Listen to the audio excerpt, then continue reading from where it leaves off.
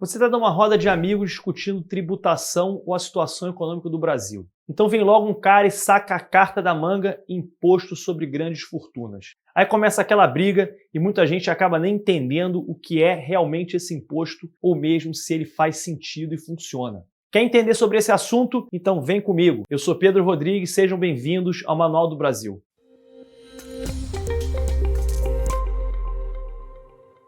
O imposto sobre grandes fortunas não é um assunto novo. Ele, inclusive, está previsto na nossa Constituição de 88. Mas, para variar, embora seja uma medida constitucional, o imposto nunca foi regulamentado e instituído aqui no Brasil. E é justamente isso que muitos deputados estão tentando fazer nesse momento. Essa discussão sobre imposto de grandes fortunas ganhou holofote novamente graças aos impactos da crise da Covid-19. Não só uma grande parte da sociedade ficou mais pobre ou perdendo completamente a renda, mas a própria desigualdade teve um salto assustador. O informe do Quem Paga a Conta mostra que mesmo em plena pandemia, 73 bilionários da América Latina e do Caribe aumentaram suas fortunas em 48 bilhões de dólares entre março e junho do ano passado. Isso equivale a 1/3 do total de recursos previsto em pacotes de estímulos econômicos adotados por todos os países da região. O Brasil tem 42 desses bilionários, que juntos tiveram suas fortunas aumentadas em 34 bilhões de dólares. Com esse cenário e essas notícias, é natural e compreensível que, diante disso tudo,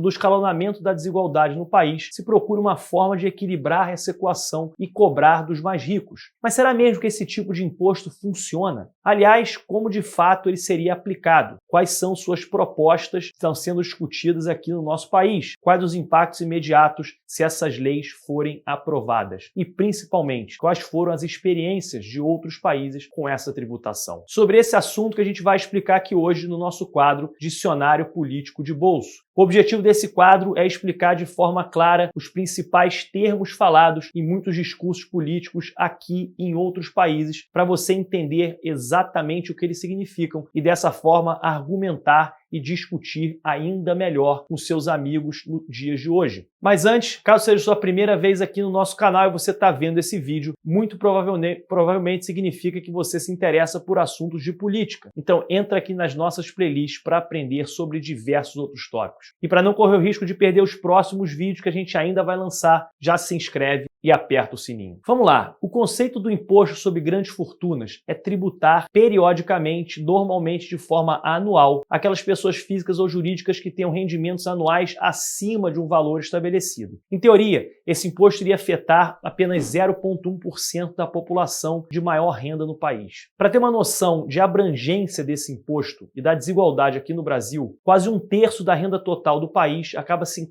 concentrando em uma camada social que representa apenas 1% da população. Já os 10% mais ricos do Brasil concentram 41,9% da renda total. Esse é o modelo seguido por pelo menos 37 projetos sobre o assunto que já foram apresentados na Câmara dos Deputados ou no Senado Federal desde 2008, sendo que nenhum deles teve grandes avanços. 18 deles chegaram aos parlamentares de março do ano passado até hoje. De forma muito geral, as proposições desses projetos falam de alíquotas que variam de 0,3% a 5% aplicadas progressivamente, ou seja, ficam maiores conforme a riqueza. E os pisos para começar a pagar esse imposto giram em torno de 2 milhões de reais até 50 milhões de reais em investimentos e bens. Grande parte das propostas exclui da conta do patrimônio bens como imóveis, de residência de família ou equipamentos e espaços usados para trabalho. E muitas delas é considerado também para aplicação do tributo apenas o patrimônio líquido, isso é, o valor de todos os bens já descontado dos valores de dívidas da pessoa. Segundo estimativas feitas pelo Sindicato Nacional dos Auditores Fiscais da Receita Federal, a arrecadação anual desse novo imposto seria algo em torno de 40 bilhões de reais. Bom, no papel é esse o plano, e de forma superficial pode parecer até um bom plano, mas a prática diz exatamente o contrário. Na OCDE, o grupo das economias mais desenvolvidas, a aplicação de um imposto sobre as grandes fortunas perde espaço há décadas. Ele chegou a existir em 12 países do bloco nos anos 90, mas em 2018 esse número havia caído para apenas 4: Suíça, Espanha, França e Noruega. E mais recentemente, a França desistiu de cobrar o imposto, restando apenas 3: Suíça, Espanha e Noruega. E na América Latina, 3 países cobraram o imposto sobre grandes fortunas no passado: Uruguai, Argentina e Colômbia. O principal argumento contra a taxação é que, apesar de bem intencionado, o imposto é muito pouco efetivo, já que os ricos podem ir embora para outros países e largar as economias nacionais. Além disso, se trata de um processo muito custoso para o fisco, já que a tarefa de atualizar e fiscalizar anualmente os valores de todos os bens é muito complexa e o retorno não justificaria o tamanho do investimento público.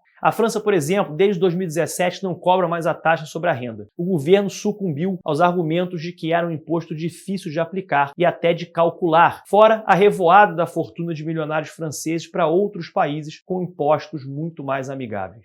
O argumento na França ganhou uma ilustração definitiva depois que o ator francês Gérard Depardieu mudou sua residência para a Bélgica para fugir do aumento de imposto sobre os mais ricos feito na França em 2012. Depois disso, a França passou a priorizar a cobrança sobre o patrimônio. Já para aqueles que defendem a medida, essa justificativa para não taxar grandes fortunas é muito frágil. Segundo eles, um número pequeno de contribuintes, a Receita Federal poderia ter instrumentos para combater a evasão fiscal através de novas tecnologias. Esse ponto também é lembrado por diversos especialistas. O caso da União Europeia é emblemático, pois a livre circulação de pessoas e bens facilita que um determinado cidadão mude de um país para outro com muita facilidade para evitar qualquer tipo de tributação. E no caso da França, as autoridades do país não tinham e não têm poder ou força para que outro país entregue informações financeiras daquela pessoa. Já nos Estados Unidos, a regulação em vigor que forçam qualquer instituição financeira no exterior a informar as autoridades americanas sobre a transação de seus cidadãos, já que no Brasil não é tão fácil se movimentar, mas é fácil transferir bens para outros países.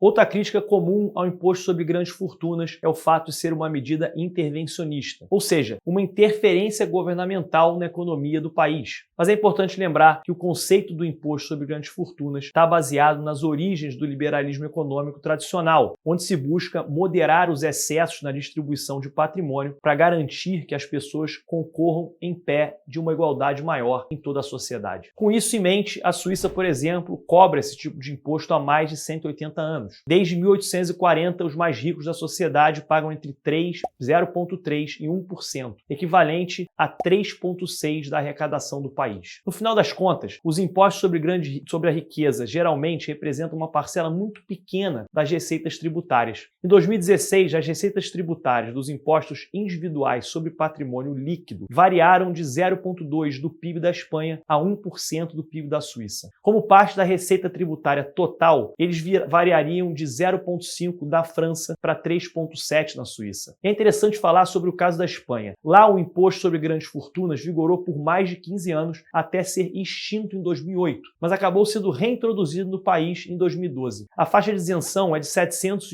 mil euros e as alíquotas mínimas variam de 0,5% a 2,5%. Mas algumas regiões do país chegam a cobrar percentuais superiores. A arrecadação é de cerca de 0,2% do PIB espanhol. A residência principal e a propriedade de certas ações de empresas são isentas da taxação, que também pode exceder a 60% da renda declarada. Aqui na América Latina, a Argentina voltou com a taxação. Lá, o limite de isenção do imposto é de cerca de 2 milhões de pesos argentinos, segundo dados de 2019, algo que equivale a cerca de 150 mil reais na cotação atual. A alíquota, que chegou a ser de 0,75%, foi reduzida para 0,25% nos últimos anos. Atualmente, o imposto argentino arrecada com a taxação cerca de 0,1% do PIB. No Uruguai, o imposto sobre grandes fortunas é cobrado tanto de pessoas quanto de empresas, abrangendo bens e ativos financeiros acima de 113 mil euros, segundo dados de 2018. A tributação está em vigor há 31 anos e as alíquotas progressivas variam de 0,5% a 1,5%. No caso das empresas, a alíquota pode chegar a 2,8% e a receita representa apenas 1% do PIB do país. Para finalizar, vamos voltar a falar do Brasil. Aqui também não existe nenhuma certeza de que essa receita proveniente desse novo imposto iria ajudar ou acabar com a desigualdade. Afinal, a gente é um dos países com a maior carga tributária do mundo e nem por isso a gente vê esses valores revertidos de verdade para a nossa sociedade. Além disso, é importante entender que taxar grandes fortunas pode diminuir os incentivos dos indivíduos a produzirem e investirem mais, já que o benefício obtido através de uma unidade extra produzida, por exemplo, pode ser irrisório, já que há um aumento simultâneo no imposto que o indivíduo deverá pagar. E é muito importante a gente entender que a estrutura tributária de um país seja desenhada de forma que os indivíduos mais ricos desejem permanecer no país e sejam sempre incentivados a produzir mais, além de se criar políticas que se desestimule a omissão e principalmente a sonegação e a evasão fiscal. Como você pode ver, esse assunto é muito mais complexo do que parece. Existem diversos fatores que devem ser analisados e não é tão simples encontrar uma resposta adequada para as necessidades do Brasil. Mas agora eu quero saber a sua opinião. Você é a favor dos impostos sobre grandes fortunas? Você concorda com os nossos argumentos? Comenta aqui embaixo o que você acha e vamos bater um papo construtivo e ajudar a levar essa discussão para cada vez mais pessoas. E não esquece de deixar o seu like e compartilhar esse conteúdo com todos os seus amigos e familiares. Valeu e até o próximo vídeo. Muito menos transferir bens. Pô, errei tudo. Parei errado. Construtivo e crescer. Porra, errei tudo, caralho.